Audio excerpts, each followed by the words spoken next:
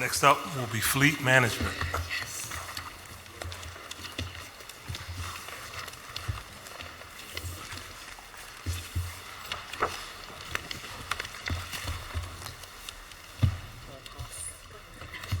I have the wobbly chair.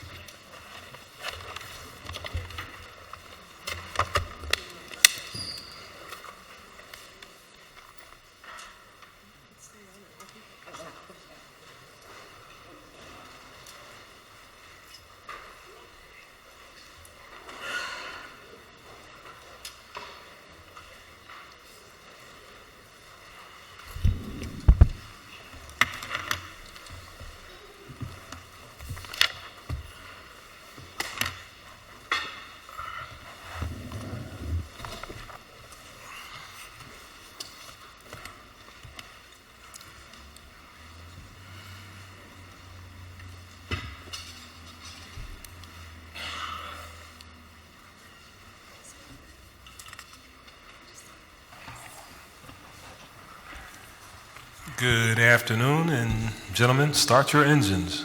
All right. Good afternoon. Good afternoon, Council President Darrell Clark and distinguished members of City Council. I'm Chris Kochi, Fleet Manager for the City of Philadelphia. Sitting on my left is Joseph Rosati, Deputy Fleet Manager for Operations, and sitting on my right is Dr. Kay Wilson, Deputy Fleet Manager for Administration. Thank you for the opportunity to present testimony in support of Fiscal Year 18 operating budget request for the Office of Fleet Management. The Office of Fleet Management's Fiscal Year 18 General Fund budget request is for $63.54 million, which includes $18.01 million in Class 100, $9.6 million in Class 200, and $35.93 million in Classes 3 and 400. Fiscal Year 18 General Fund budget request is $2.06 million, more than FY2017 estimated obligations. Class 100 funding is increased by $895,000. This increase is a combination of funding requirements for 14 new technical and support service positions, District Council 33 employee salary increases, increases in increment and longevity payments, and reduction in overtime expenditures. Class 300 funding is increased by $315,000 due to fuel price adjustments, and Class 400 funding is increased by $845,000 for new vehicle purchases. The goal in OFM's 5-year plan is to create an optimal vehicle replacement cycle to replace older and no longer economically feasible vehicles and equipment with more technologically advanced and fuel-efficient vehicles and equipment. The Fiscal Year 18 total budget request includes $25.32 million in capital funding, of which $15.32 million is allocated to the Fire Department for vehicles and apparatus replacement, $8 million for Streets Department vehicle replacements, and $2 million to replace vehicles and equipment for other city departments. The FY18 operating budget includes $9.47 million for vehicle purchases, of which $6.4 million is allocated to the Police Department for vehicles, and $3.07 million is allocated to other departments to replace aged vehicles. This concludes my testimony, and I'd be happy to answer any questions. Thank you very much. In your testimony, on page 1, you highlight your department's involvement in the MDO City as Model Employer strategy, which trains high school students, and I know Councilman Jones, years past, was a big proponent of this as it relates to us providing opportunities for employment in the city, which, you know, growing up was like, get a good government job, right? And that could, to some degree, that's still true. So far, we're waiting to see what happens in Washington. That's another story. How successful have you been? I mean, in terms of your department's ability to bring individuals from high school into your department. Can you talk to me about the success? Yeah, so the intern program actually started in 1993. Mm-hmm. We've had well over 100 students that went through the program. Currently we have 27 who went through the program are still working for us. At the present time, we have 8 apprentices. We have 9 interns. We're hiring 5 more interns this year. 5 of the interns, or I'm sorry, of the 9 interns that we have, 5 are going to be promoted to an automotive apprentice, which is a full-time city position with benefits. So overall, it's been very successful. We actually have 5 of those interns that came up through the program that are in management positions right now. In terms of compensation, what's the comparison to the private sector? Say somebody working at an Infinity place in terms of, you only ask the question, you see the bills and the labor part costs $12 and the labor is like $500. Like, generally, our pay scale for a journeyman technician, generally our pay scale is lower than what a technician of comparable talent would make. Okay. In another arena. So, in terms of, I guess we spend the time in getting individuals in, but I tend not to like to encourage people to leave government because I think government's a good job. But if there's a higher rate and better opportunity in terms of compensation than the private sector, I guess having that individual leave the private sector because they've gained significant skills and experience, that frees up a space in government for a new individual or intern. And I know that's abnormal for somebody to encourage somebody to go get a better job. I mean, I know, I like keeping my people, but the simple reality is that it could potentially be a good thing, if somebody goes to the private sector. Yeah, what's your thoughts on that? Yeah. We do encourage our people to continue their education as well when we hire interns. Right. So, and we do actually have a couple of apprentices right now that are working for us, came up through the intern program. Okay. 2 of them are students at CCP. We ordered their work schedules so they would be able to attend school during the day and then they come to work for us at night. So we do encourage them to continue their education, and yes, we do encourage them to look around. All right, it's a backdoor way. Okay. Annual question, vehicles, purchase of vehicles. A couple of years ago, we had this conversation about PGW, in particular about purchase of vehicles. What's it, compressed natural gas. Compressed natural gas. I haven't heard that much lately. Where are we at in terms of our purchase of fleet and leasing of fleet in terms of being able to enhance our company, i.e. PGW, in their attempts to diversify their product? So we've recently applied for a couple of grants, and we've secured $2.2 million worth of grant funding to kickstart the CNG program. The $2.2 million will pay for the additional cost, the incremental cost of a CNG truck. We expect to purchase 25 CNG trash trucks. We're going to house them. The streets department's going to run them out of their Delaware Avenue and Wheat Chief Lane facility. We have to do upgrades to the facility to allow us to work on the vehicles in there. We're working with streets department now to have some building renovations done. We're also working with PGW. PGW's in the process of posting an RFP to build a fuel site at their Tioga facility as well, which will allow us to get fuel for those trucks. We're hoping that program, the program should be in place by the fall of 2018. We hope the whole program is done by December of 2018, and we have 20 trash trucks running on CNG. Going forward, too, we're going to we're working with Otis right now to apply for another grant. It's you've probably heard of the Volkswagen diesel emission scandal. There's funding available to the tune of $110 million for the state of Pennsylvania. So there's 2 parts of that grant. One is vehicle electrification. It'll pay for electrification infrastructure for electric vehicles. It'll also pay for diesel emission reductions, which is what we're going to apply for. We hope to expand the CNG program into another area of the street sanitation umbrella and in the southwest end of the city of Philadelphia. We think that the possibility is that the grant will pay in its entirety for 25 to 35 trucks, and it'll allow us to free up money to pay for a CNG fuel station at that location and the renovations that that building would require. So, Okay. All right. Thank you. That's all I have. Chair recognizes Councilman Don. Thank you, Council President. Good afternoon. good afternoon. I have a couple questions for you. Number one is, in fiscal year 17, when you came in front of us, you said the appropriations would be 16.613, 16,613.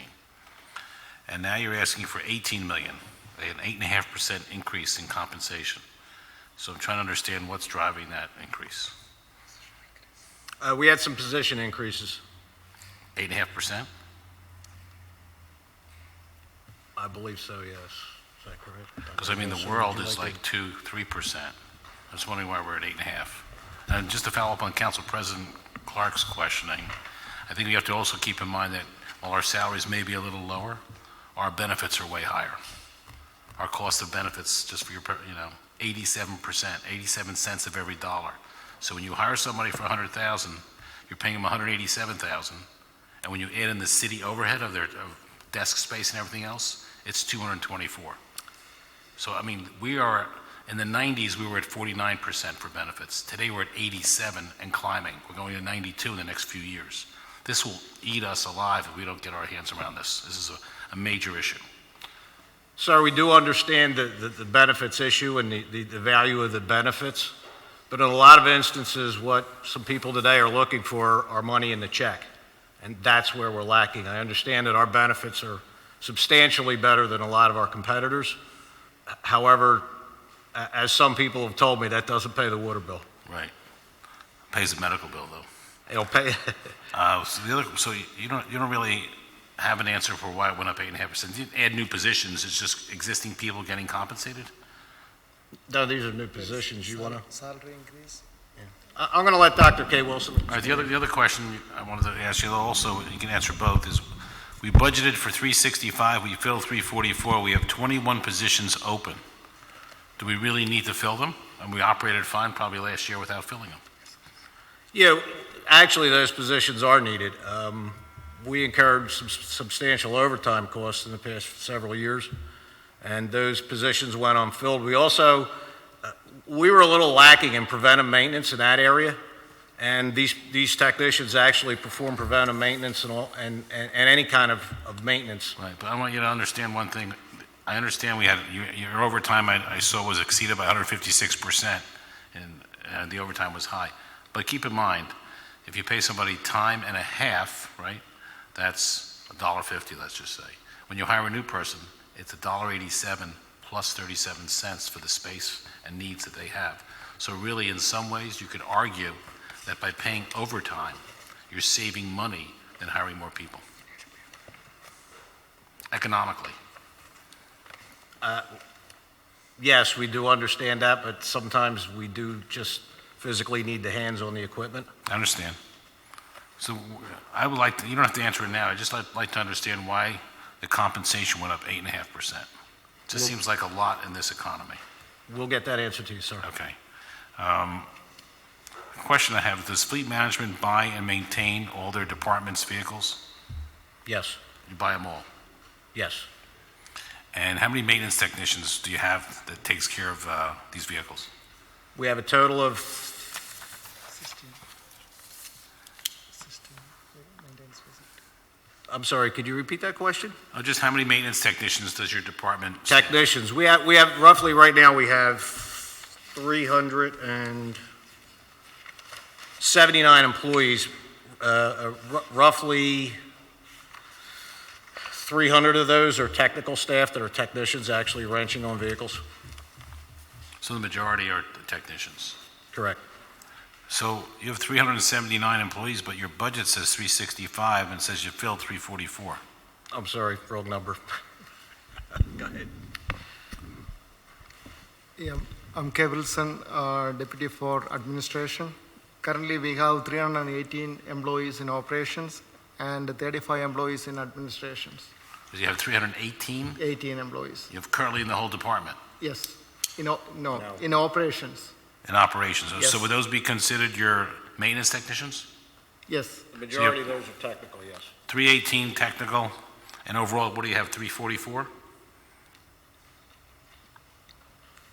Say it. Total employees in your department? We are budgeted for 368 employees. Well, on the testimony you gave us, just so we're on the same page, it says, number of full-time positions in 2016, budgeted 365, filled 344. That is as of December 2016. Okay. As of today, we have 353 employees. Our projection is 368. Okay, so you have openings for 7 or 8 people roughly? Yes. Okay. And does Fleet purchase the streets department's trash compactors? Yes, that's correct. So, but the streets department budgeted $6 million for vehicles. Was that for trash compactors or something else? I think that was SGT money for other equipment, could have been. Okay. Is that? It's highway stuff. Yeah, it's highway equipment. So in your department, how many vehicles do you actually manage? Roughly 6,000. Really? Yeah, a little over 6,000. It fluctuates from day to day. And across the department, you had about $5 million in repair and maintenance charges. Does that sound about right? And so give me an example of like, what would those charges be? What would that be? What would be $5 million of repair and maintenance charges? It would be for any kind of maintenance done to any vehicle, preventive maintenance, repairs, Pennsylvania state inspections. But you have your own technicians, so aren't they doing that work? Is this for our That is Class 200? Yes, vendor repair and other. Class 200's vendor repair. That Yeah. would be for we contract out a large majority of our collision repair. There's some heavy equipment repair that we don't do. We do not do heavy towing. So they're all out of Class 200 budget. That's what that would be. So towing and repairs were like $5 million, for ballpark? No. $200,000. No, That's what it says, $4,941,396. that's the total 200 budget, I believe, correct? Yes. So the total 200 budget includes towing, collision repairs, heavy equipment engine repairs. There are some heavy equipment repairs for example, for loaders and heavy equipment that we don't do in-house that we're not set up to do at the moment. Cleaning, car washing. Car washing, any kind of repair, anything that is contracted out, We pay to wash cars. we do. Would it make sense for us to buy that equipment ourselves and not have to pay for it? We did have a car wash at one time. We had to get rid of it because it was inside of one of our facilities, and there was a mold issue, and we just weren't set up to have it in there.